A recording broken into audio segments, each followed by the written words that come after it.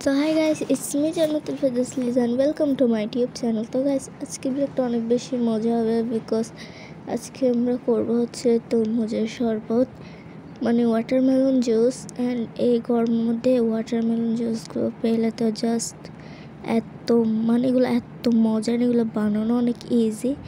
First of all লাগবে আমাদের তরমুজকে এভাবে ছোট ছোট করে পিসে কেটে নেবেন। এভাবে এরকম সেভাবে যেরকম পারেন তেমন করে নেবে। দেন হচ্ছে এগুলোকে ব্লেন্ডার করে নিতে হবে, এভাবে করে নিতে হবে। দেন হচ্ছে এগুলো যাতে এগুলোর বিচি না থাকে তাই এগুলো ভালো করে ছেঁকে নিতে হবে। একটা ভালো ছাঁকনি নেবেন যাতে সেটাতে অন্য কিছু ইউজ না করা হয়, জাস্ট এগুলাই। দেন এগুলো করার পর এগুলো যে জুসগুলো যে রসগুলো থাকবে সেগুলোর মধ্যে দিয়ে দেবো আমরা পরিমাণ মতো চিনিটা একটু বুঝিয়ে দেবেন।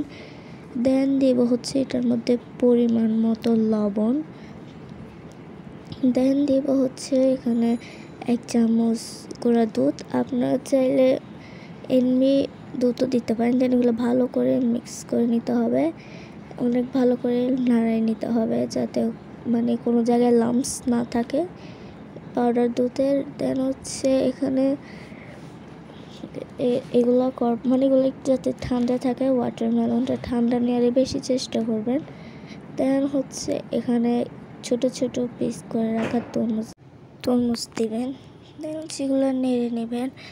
আর এগুলো এরকম করতেছি হচ্ছে বেশি মজা হওয়ার জন্য, মুখে একটু বাজবে তরমুজ তাই। আর এগুলো হচ্ছে সম্পূর্ণ ঠান্ডা, একেবারে ঠান্ডা তরমুজ বলতে গেলে। এই তো রেডি হয়ে গেছে আমাদের ওয়াটারমেলন জুস, তরমুজের শরবত। এগুলো আপনার বাড়িতে অবশ্যই ট্রাই করবেন, এগুলো অনেক বেশি পরিমাণে মজা হয়েছে, অনেক মজা হয়েছে। দেন হচ্ছে এগুলো ঠান্ডা তো এই গরমে এই ঠান্ডা এগুলো খেলে কার না মজা লাগে। আমি তো স্কুল থেকে সেগুলো খেয়েছি। So bye bye, love you all.